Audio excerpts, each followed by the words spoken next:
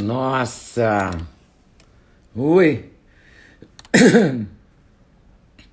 Eu preferi sair e entrar de novo porque essa entrevista é muito importante. É uma entrevista de utilidade pública, esclarecimento. Então não pode ter esses picadinhos, essa coisa. Eu estava travando naquele telefone, troquei de aparelho para ver se não trava e se a gente consegue levar com mais clareza e com toda a clareza do mundo. Aguardando agora o doutor Zé Barros, que está entrando. E vamos conversar sobre esse momento que estamos vivendo. Valeu, doutor Zé Barros. Vamos lá. Olá. Brasil. Primeiro, assim, eu vou dar minha opinião pessoal, baseada em raciocínio e em fatos. Muito justo. Qual é o fato número 1?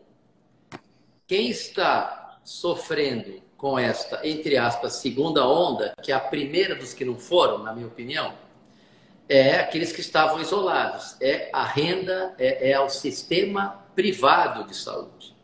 Então, são hospitais de ponta que estão lotando. Não posso chamar de colapso ainda, mas estão lotando.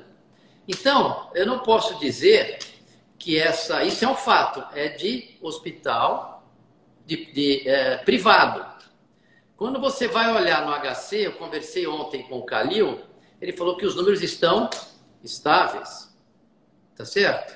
Então, quer dizer, aquelas pessoas de baixa renda não se incluem nessa tal segunda onda. Então, o que acontece?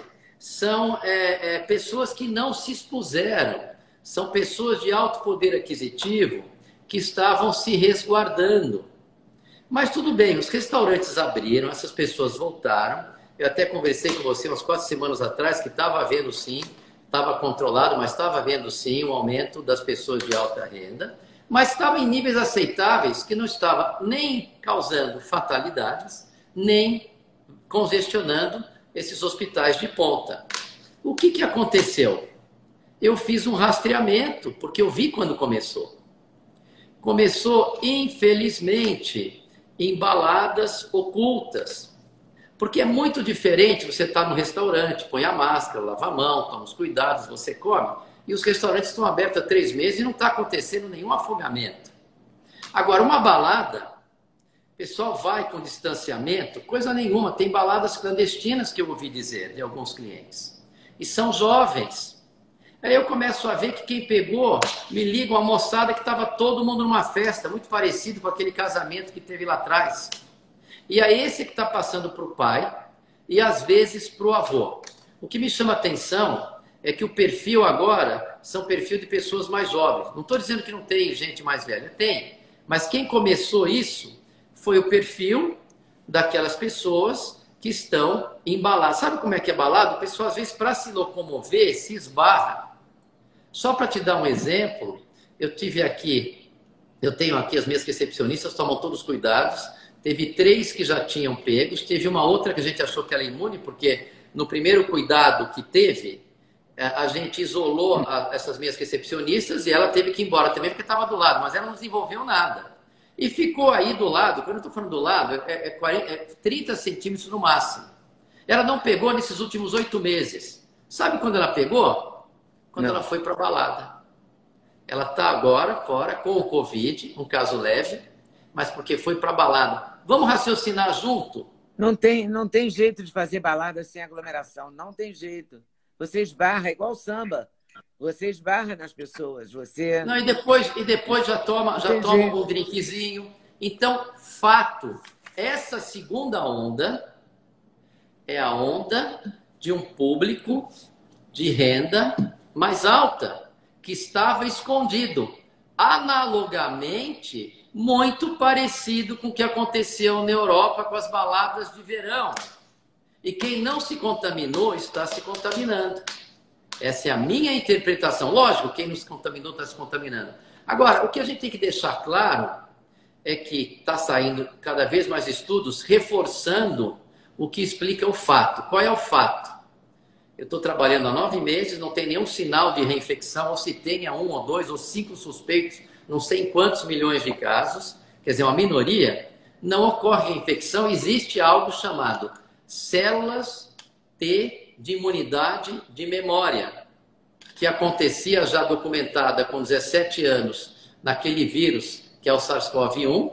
As pessoas que tiveram 17 anos depois estavam com essas células e fizeram um estudo recente com a Covid-19, com esse SARS-CoV-2, mostrando que durante 6 meses, quem teve a virose lá atrás, ainda tem células de memória. A crítica seria que são só 100 pessoas estudadas, mas 100 pessoas todas tendo. Isso é um estudo. Você compara com o fato de que você pega as comunidades de renda mais baixa, eu já falei aqui, não tiveram condições, apesar de toda orientação, todo esforço, não tiveram condições de se isolar, e elas ficaram, por exemplo, teve um pico, infelizmente ocorreram perdas, isso é irreparável para os familiares dessas pessoas, mas elas passaram por essa pandemia e devem ter desenvolvido imunidade T. E lógico, nem todo mundo é suscetível. Como é que eu sei? Porque se todo mundo fosse suscetível, nós teríamos seguido aquela situação que o Imperial College falou que nós teríamos 1 milhão de mortos em abril. Isso partindo do pressuposto que o número de pessoas suscetíveis era muito maior. O que a gente descobriu com fatos? Nem todo mundo é suscetível. Se assim o fosse, os hospitais que tinham programado, o pessoal tinha se reestruturado, os hospitais de campanha, que não conseguiram lotar, não ia dar conta se todo mundo fosse suscetível, porque as comunidades de renda mais baixa, essas comunidades, se todo mundo ficasse doente ao mesmo tempo, não ia ser 2 hospitais de campanha em um HC e outros que iam segurar. Logo, nem todo mundo é suscetível. O que eu quero evitar... Mas a gente não tem como descobrir quem é e quem não é, né? Não, isso sim. Não, quem é suscetível não, mas é só para dizer por que não colapsou, nem teve 1 milhão de mortes lá atrás. Só para explicar isso. Agora, a gente sabe o seguinte, que por enquanto é nas redes privadas. Quando eu falo rede privada, são os principais os principais hospitais de São Paulo. Agora, vamos começar. Eu sei quando começou isso. Quando veio o garotão, agora estava numa festa, toda vez que eu fui fazer a pesquisa, como eu fui dar uma opinião hoje num outro hospital, ele acha que pegou de uma moça que frequenta balada e pronto. Então, qual a moral que eu quis dizer?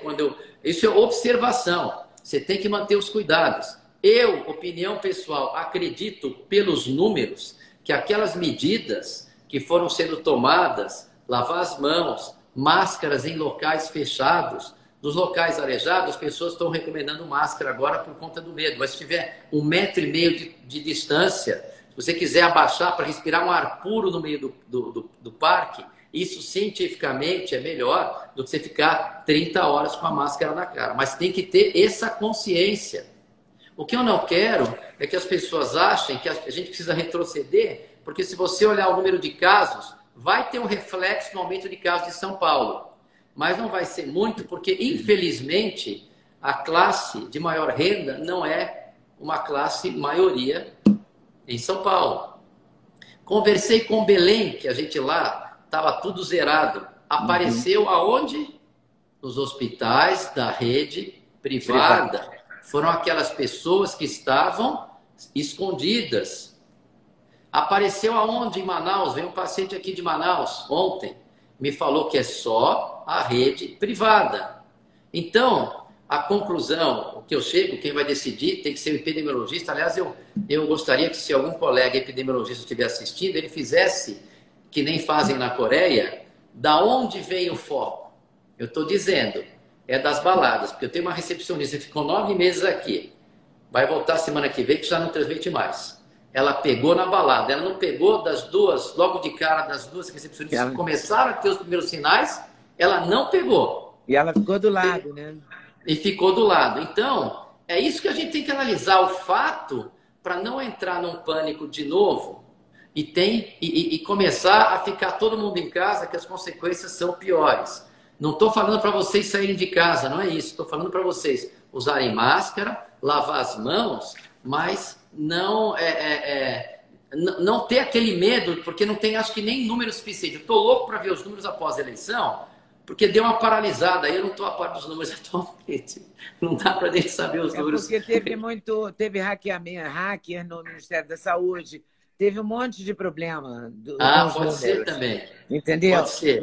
Mas afora isso, acho que as pessoas não estão com consciência. É como se elas tivessem cansado do vírus, mas o vírus não cansou da gente, né?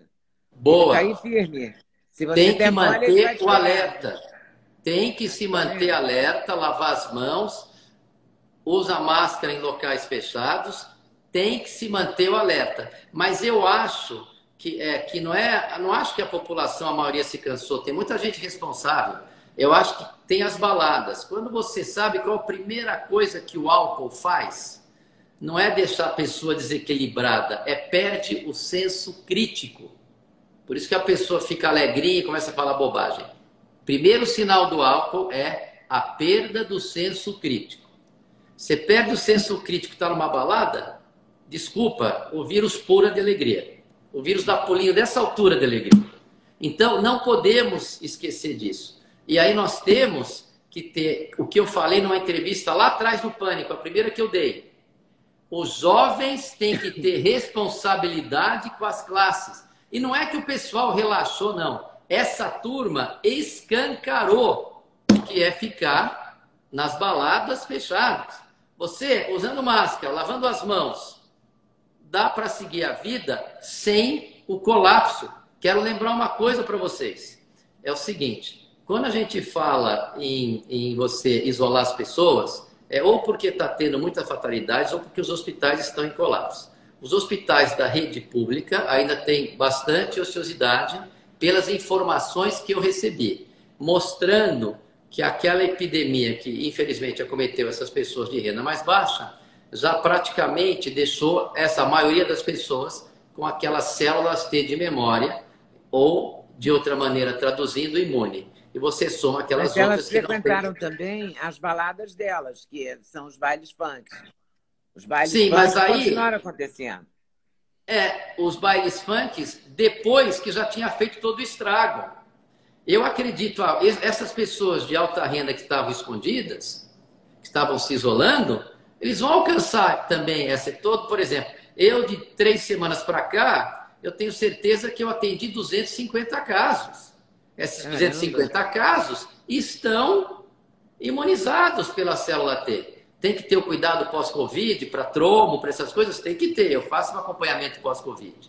Mas essas 250 pessoas em 3 semanas, elas estão imunizadas e a tendência é isso acontecer. O que não pode é todo mundo ficar doente ao mesmo tempo, a ponto dos principais hospitais terem que reestruturar. Porque eu vou falar uma coisa, quando a epidemia chegou aqui em março, os hospitais já estavam se preparando para ela, então os principais hospitais já tinham aberto outras estruturas. Agora, eles não estavam preparados para essa turminha da galera que está lá pulando e dançando, eles não estavam. E muito menos os pais dessas pessoas que se contaminam também não estavam. É isso que aconteceu. Mas agora, nós temos alguns dados positivos em relação à primeira onda. Eu, desde março, vocês sabem que eu trato com tratamento, que foi vencedor, hoje é uma unanimidade. Agora estão todos usando esse tratamento. Então, eu acredito que o giro do leito vai ser maior. Eu, desses 250 que eu acabei vindo, eu internei 2. Ficaram 4 dias. Entende? E é muito pouco perto do número que eu atendi. Então, isso é muito importante que se diga. As fatalidades, eu posso falar das minhas. Eu até hoje só perdi 2. Mas, depois dessa nova leva que começou, para falar a verdade, 1 mês e meio que eu sinto que aumentou, mas não está congestionando o hospital, porque a gente tem condições, tem estratégias de tratamento bastante eficaz, que raramente precisa de hospital. Que é acolhimento, você acolhe. E, às vezes, a gente, com uma monitorização severa, você consegue tratar os quadros pulmonares leves sob vigilância diária, sem precisar internar. desde que o Você paciente fez um, seja educado e volte. Então, o que acontece? você fez um Não está tendo protocolo para fatalidades. Belém. Você fez um Hã? protocolo para Belém que era um protocolo, digamos, domiciliar, né? Que era para colapso. Por isso que foi ético, porque o paciente ia morrer em casa, ou ele tomava uma solução, que é o que eu estava fazendo endovenoso no hospital, mas eu falei, esse medicamento ele absorve bem via oral, não temos alternativa, vamos fazer. E aí até escrevi um estudo, mandamos para o medArchives, com certeza é só um detalhe de ética, não é mais que nem aqueles outros estudos para mim que demoraram um absurdo. E aí o que acontece? Com esse detalhe de ética, eu já tenho preprint tudo. Você põe no medArchives e todo mundo vai ter acesso, mostrando o resultado que eu consegui auditar somente 210. O que é auditar? É documentar todo o tratamento nessas 210 pessoas e perdemos 2 lá no Pará, com esse protocolo. O que abre caminho para um protocolo domiciliar. Mas isso não é oficial. Isso tem que ter um acordo entre o paciente e uma vigilância do paciente. O fato é que eu tenho que internar muito poucas pessoas. Mas você 85% deles não precisam internar, né? você está Independente trabalhando do com tratamento. você trabalha com corticoide, não com hidroxicloroquina, né?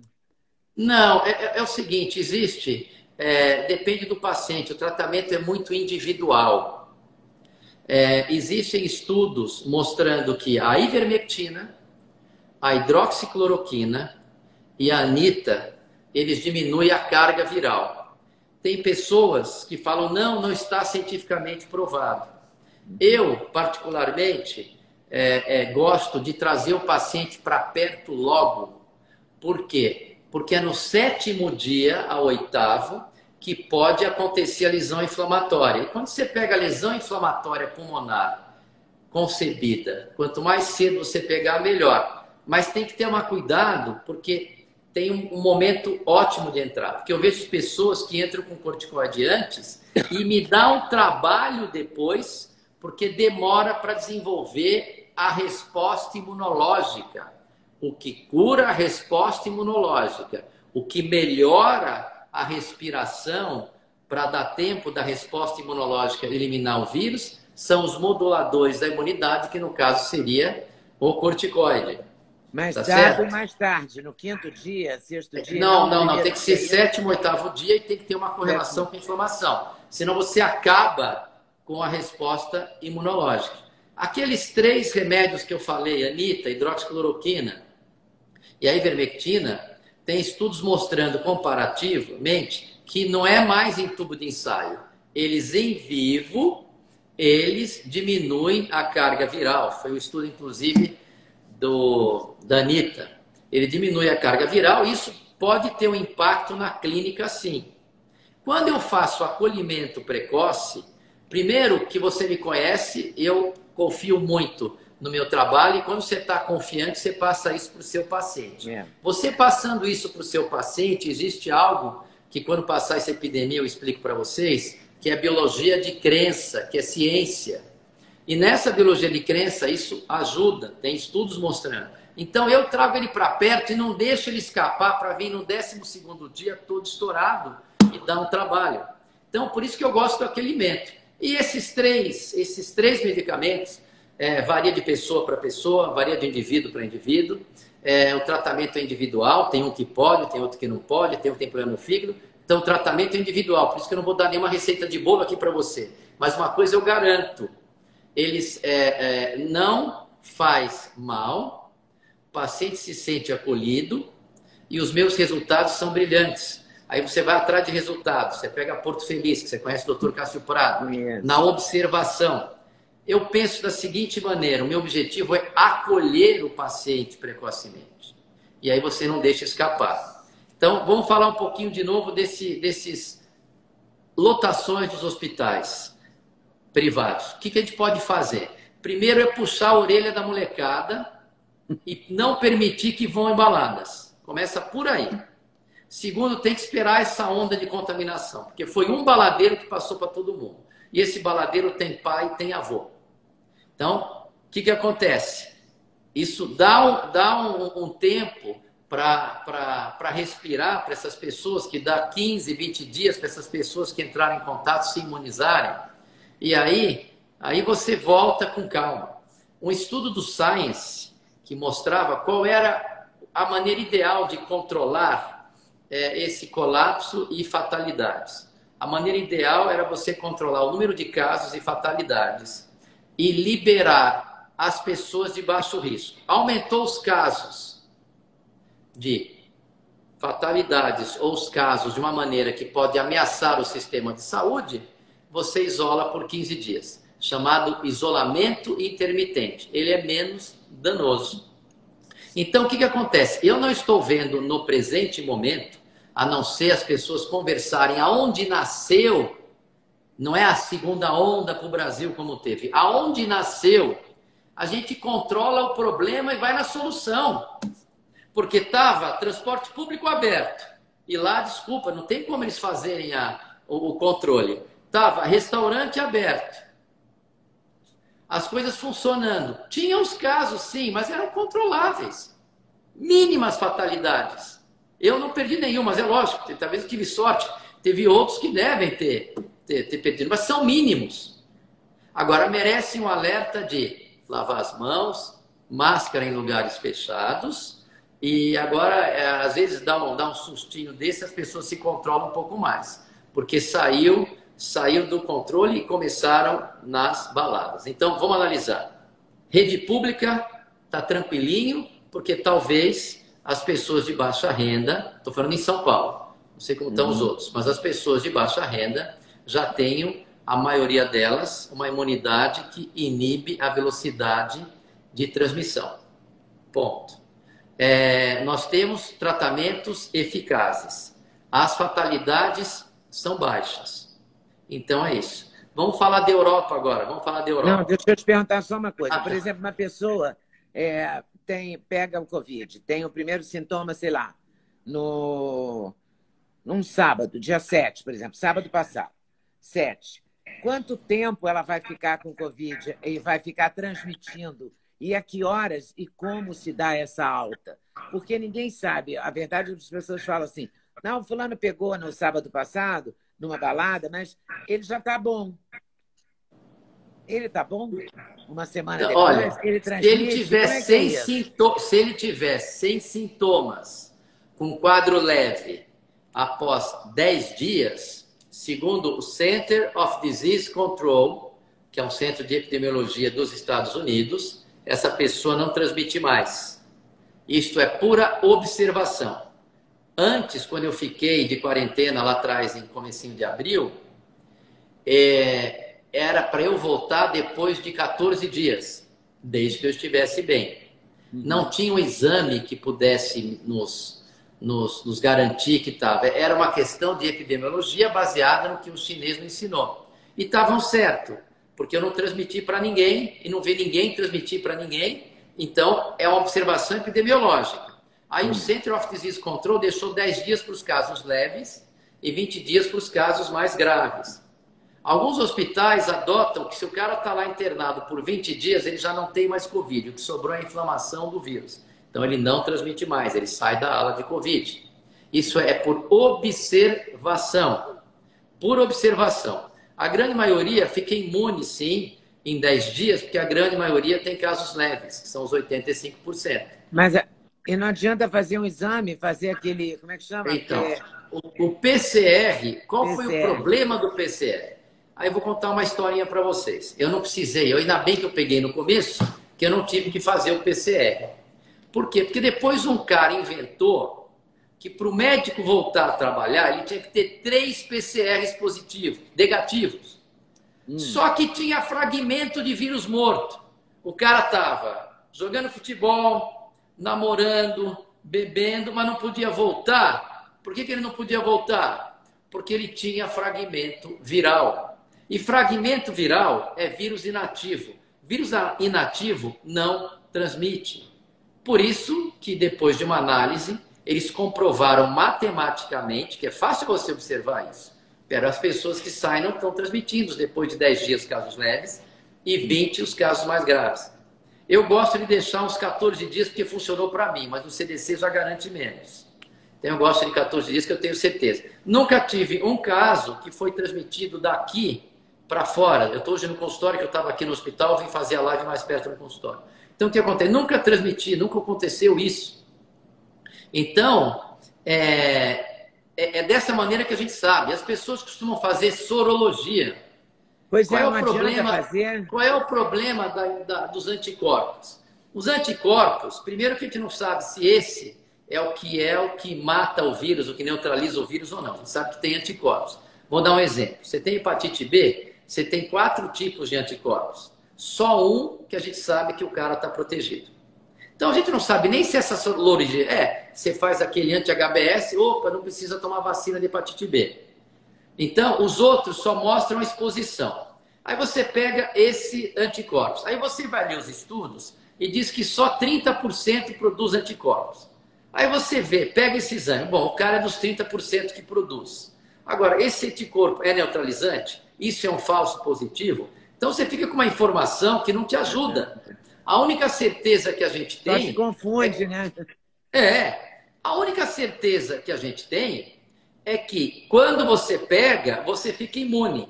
E a gente que tem uma base em imunologia, a gente sabe que essa resposta de células de memória ao vírus não é exclusividade do coronavírus. Você tem uma ideia? Quando você pega uma gripe, você não ficava bom em 7 dias?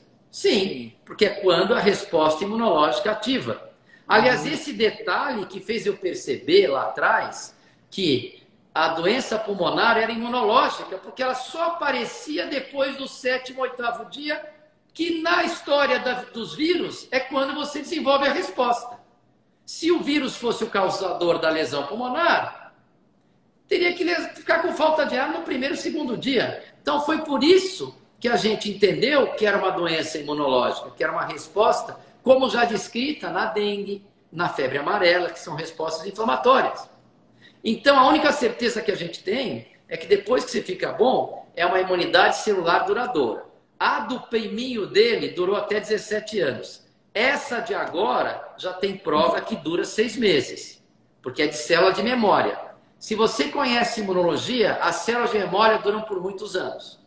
Então, isso é um fato. Mas não tem como a gente provar. O pessoal, doutor, tem como saber que está imune? Tem. Você está vivo, andando, está sem sintomas?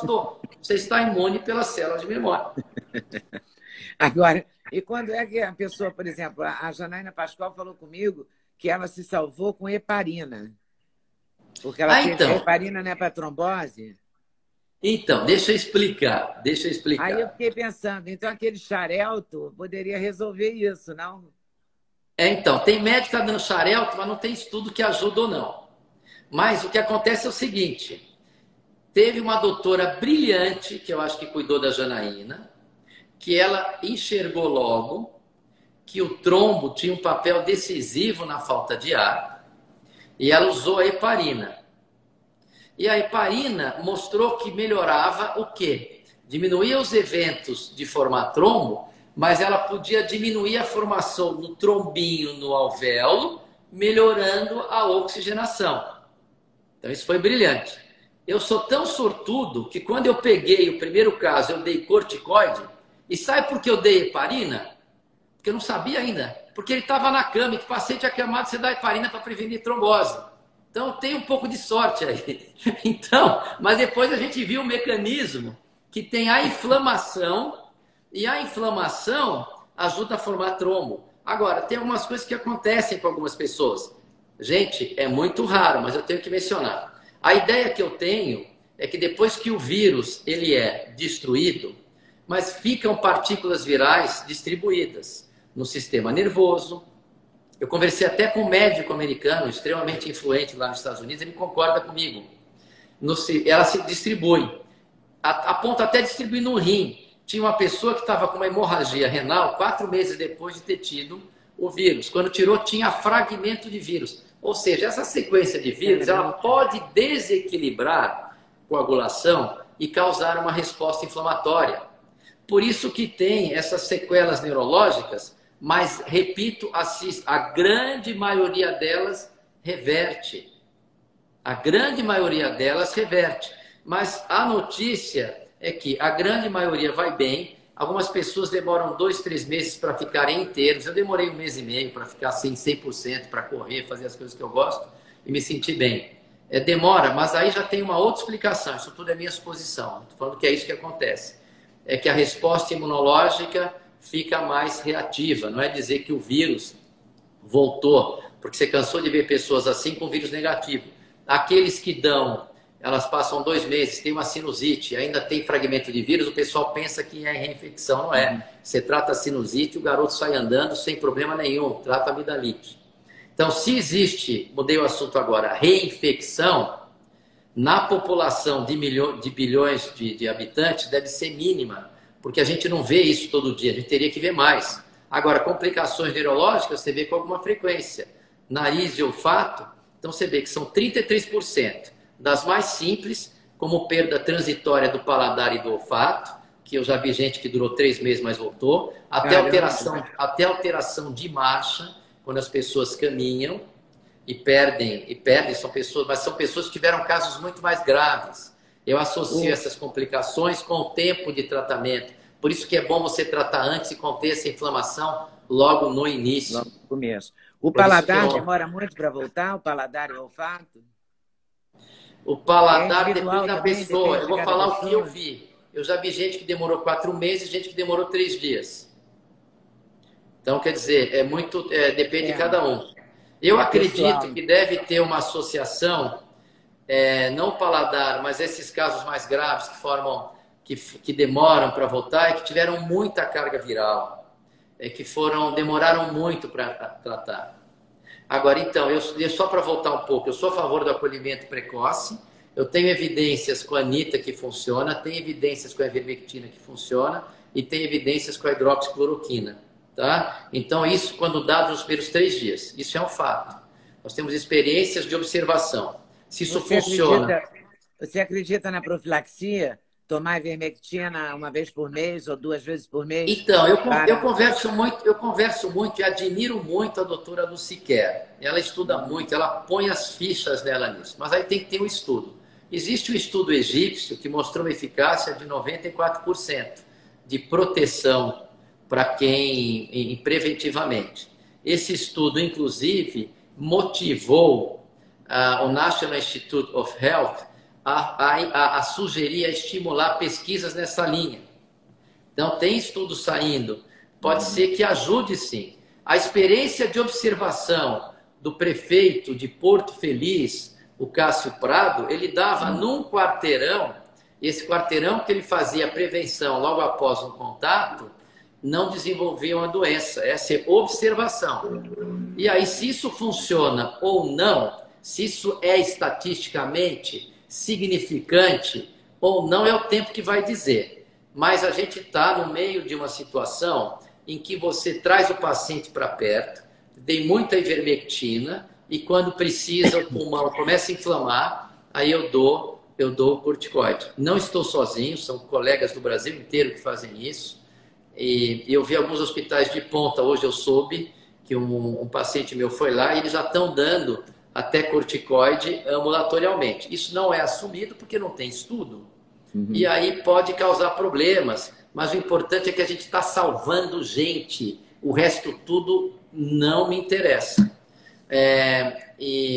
Agora algumas pessoas quando me ouvem, quando eu faço algumas declarações, me chamam de irresponsável. Não é isso. Eu não estou mandando ninguém não usar máscara e sair por aí na balada. Eu estou segurando. O que eu não quero é um radicalismo, porque o radicalismo se mostrou ineficaz. É só você ver a Suécia, que tem casos novos também, mas ela vai controlar melhor porque ela está mais parecida com as comunidades de classe mais baixa e ver essa turma toda que ficou escondida. Aí liberou no verão europeu, voltou com tudo. Então, também isso não é a melhor opção. Eu estou falando baseado no artigo do Science, do isolamento intermitente, e nós já estamos numa fase, o clima vai melhorar, que a gente tem que manter os cuidados, mas que sirva de alerta essa sobrecarga nos hospitais de renda privada. Tem que servir de alerta, e eu repito, eu fiz uma análise, eu quero que um colega epidemiologista Veja se está correto, porque eu estou na linha de frente. Começou com a molecada, depois que perde o senso crítico após o primeiro gole de gin. É isso. E na Europa, é uma segunda onda mesmo? Vamos definir o que é segunda onda. Vamos definir o que é segunda onda. Segunda onda significa aquela onda no gráfico. Podemos chamar de segunda onda. Mas é a primeira onda daquelas pessoas que ficaram isoladas. Isso então é igual aqui. É igual aqui, que nem... Exato, é por isso que eu estou falando, esse raciocínio se repete, por isso que eu me sinto coerente com ele. Porque ele se repete. Então, agora você pensa, uma coisa que eu estou um pouco triste, eu conversei com alguns amigos lá, é que eles estão demorando para dar o corticoide lá, não sei o que aconteceu. A própria Marina Bucar, ela falou que não estão dando... Mas ela está proibida de dar hidroxicloroquina, de dar ivermectina... Qualquer outra. Então, eu não entendo o porquê dessa proibição. Vamos supor, hidroxicloroquina as pessoas não querem porque falaram que dá problema de coração. Não é assim. Mas não vou entrar nesse mérito, porque eu sou apolítico, repito, eu estou aqui, me empolga quando eu venho dar entrevista aqui, mas eu viajo cada 4 meses, eu viajo. Eu tô assim, numa estafa de responder o WhatsApp, que você não acredita, e eu estou lutando, eu estou dando a cara para bater, e estou cansado, mas eu quero falar uma coisa para vocês. Eu não entendo se você não pode dar um vermífugo se o paciente se sente protegido. E aí vai ver os estudos. Eu não entendo porque proíbe. Quem tem que decidir é o médico e o paciente. Se o médico não concorda, que tem os argumentos. Mas hoje nós temos o corticoide no Brasil. E eu vou falar uma coisa para os brasileiros todos que estão nos ouvindo. Os médicos brasileiros desses hospitais de alta renda, eles sabem tratar muito bem. Faz um levantamento, quantas fatalidades ocorreram nesses hospitais nos últimos, sei lá, 2, 3 meses. Eu falo de mim, praticamente pífia. Perdi, infelizmente, 2 pessoas que eu gostava muito. Mas pífia, perto dos, sei lá, 1000 que eu já atendi, não sei quantos. Então, nós sabemos tratar. Mesmo que não trate com o meu protocolo do Pará, ou que trate... Mas eles estão tratando quando inflama o pulmão. Isso é mais do que suficiente para reverter. O Brasil está com tratamento de ponta. Eu falei com um médico americano lá, eu não vou falar quem ele tratou lá nos Estados Unidos, mas é a pessoa mais importante. Então, o que acontece? Mandei para ele o estudo que a gente não conseguiu ainda mandar para o MedArchives, mas está pronto, e ele concorda comigo com todo o raciocínio.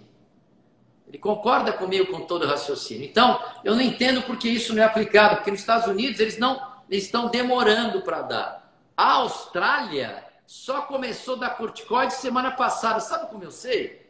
Porque o meu amigo Marcelo Amato, que agora eu posso falar o nome dele de novo, que o corticoide funciona e deu certo, ele que me trouxe o trabalho, ele conversa com esses maiores pesquisadores e diz que lá na Austrália eles não estavam dando, começaram a dar agora. A Austrália está ruim desde sei lá quando.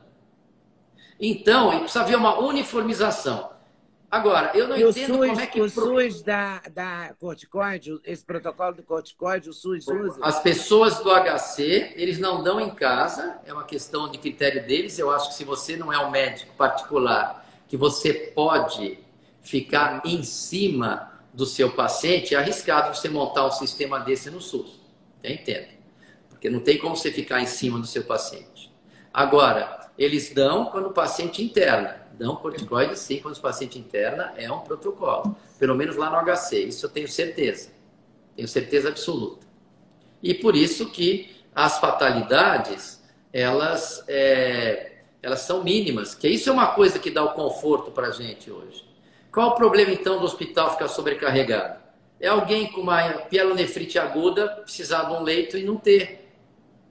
Esse é o problema. É alguém precisar desobstruir uma artéria coronária. É esse o problema do hospital. As fatalidades são realmente mínimas e eu acho que esses números são abertos para as pessoas, quer dizer. Lógico que deve ter alguém que deve ter perdido alguém porque é idoso, não deu tempo. Não estou dizendo, mas não é o que foi lá atrás nos hospitais quando ainda não se dava o corticoide. Já melhorou, né, o tratamento. Quer dizer, a gente pode dizer que hoje Melhorou tem não, tratamento. melhorou não. Deixa eu falar. Se a gente uniformizar, os tratamentos são eficazes para a grande maioria das pessoas.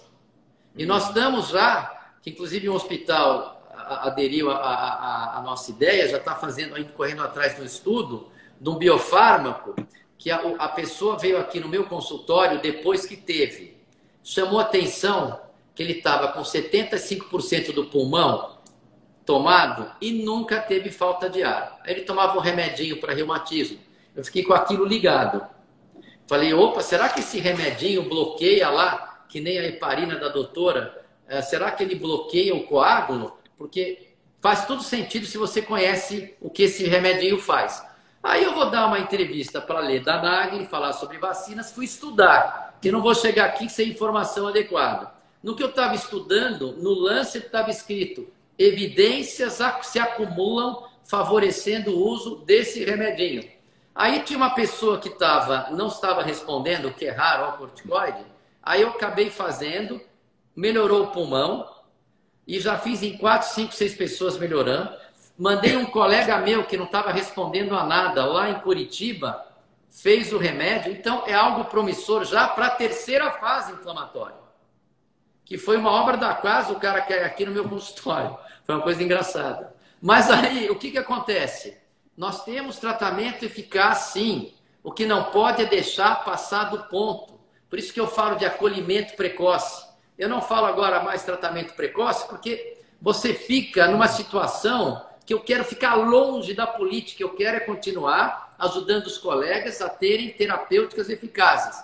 Existem trabalhos mostrando que favorecem esses 3 medicamentos que a gente falou e o corticoide nem se fala. Mas o que eu quero retomar, essa segunda onda, que é a primeira dos que não foram. Lembra daquela piada, a volta dos que não foram? Eu digo que é a primeira dos que não foram. Então, o que acontece?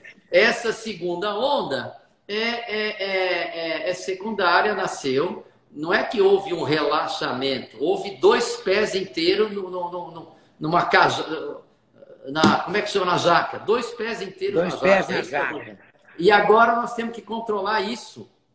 Não é também para voltar a estaca zero, porque nós alcançamos um patamar de muito controle antes dessas baladas, das pessoas que voltaram. O importante agora também talvez seja democratizar esse tratamento, né? Fazer o SUS também adotar esse tratamento. Bom, aí eles adotam, eles fazem só internado.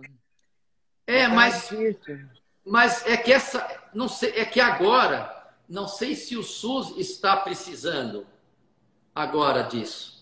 Está entendendo? O SUS, eu falei ontem, o SUS antigamente ele tinha 80, 60, 90, chegou a ter 200 leitos. Ele está mantendo uma estabilidade de 20, segundo a informação que eu recebi. Não sei se mudou de hoje, se vai mudar amanhã. Se mudar amanhã ou depois, aí nós vamos tentar explicar. Com certeza não é nem de Paraisópolis, nem de Boimirim, porque lá eu sei que as pessoas já pegaram e foi da pior maneira possível. Perdemos pessoas lá, mas não foi tantos quanto o Imperial College previu. Quer falar da onde? Da Europa, da Suécia? Vamos falar da Suécia? Vamos. A Suécia é o seguinte... A Suécia, eles ainda... A Suécia está certa ou está errada? Eu acho que se você vê o número de mortes por 1 milhão de habitantes, e elas têm menos mortes por 1 milhão de habitantes do que a Itália, do que França, do que Espanha, não sei do que Portugal, e eles foram sempre mais flexíveis, nós estamos falando de vidas aqui. É morte por 1 milhão de habitantes, então é menor. Se você pensar que elas mantiveram os traumas que ocorrem de você ter um isolamento vertical, para você alcançar o mesmo número de mortes por 1 milhão de habitantes, então a escolha fica fácil. O duro era prever isso antes. Eles arriscaram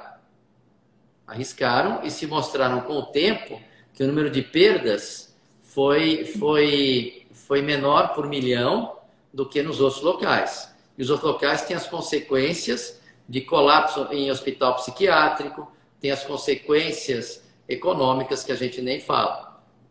O Ziba foi para Los Angeles agora, ele foi fazer uma música com um cara do nosso tempo. Ele chegou lá, em Venice, essas pessoas, a Califórnia vive muito de restaurantes, né? E Los Angeles, esse pessoal não voltou, então tem imigrantes que vêm do México, que trabalhavam em restaurantes, tem aqueles estudantes que trabalhavam em restaurantes. Tá todo mundo acampado em Venice, tá uma coisa triste, tá uma coisa triste. E justamente mostrando que também as consequências econômicas você tem que ponderar muito. Cada um que toma a decisão, não venham me criticar, eu só quero ponderar custo-benefício. Não, eu estou levando de paulada, você não acredita, mas estou com consciência tranquila, viu, Leda? Estou com consciência muito tranquila. Mas, então, o que acontece? A gente tem que analisar isso. Então, você pergunta quem está certo ou está errado. Depende de cada país. Lá, eles teriam até condição de fazer isolamento. Lá, porque cada um tem uma moradia que dá para fazer. Mas eles optaram por serem mais flexíveis. Agora, não pensa também, eles estão andando sem máscara no meio da rua, mas parece que agora os lugares fechados, com o aumento de casos, eles estão usando, pelo menos lugares fechados, estão tomando medidas que tem que tomar, que é o que eu acho que a gente estava fazendo aqui já nesse sinal, não sei qual é a luz que está agora amarela. Então, tem que tomar, teria que tomar, quer dizer, esses cuidados. Estava dando certo esses cuidados. Nossa, como eu estou bravo com as baladas. Bom, o negócio é não ir nas baladas, né? Vamos proibir a moçada. Então, a Suécia vai ter um número de casos. Eu vi ontem que o Dória parece que proibiu qualquer tipo de festa, casamento e tal. Mas o problema é que tem balada clandestina. É que nem você proibiu o consumo de drogas, Oleda. Está proibido, proíbe, viu? Né? Está proibido o consumo de drogas, está proibido o traficante de usar arma. É proibido. Tá bom, mas, eu acredito que se as pessoas... Tem gente que vai fazer casamento, mas está exigindo PCR. Eu vi aqui no meu consultório. Estão exigindo PCR dos convidados. Eu acho prudente. Ver o PCR e aí o cara pode ir ao casamento. Não achei errado, mas é uma coisa do...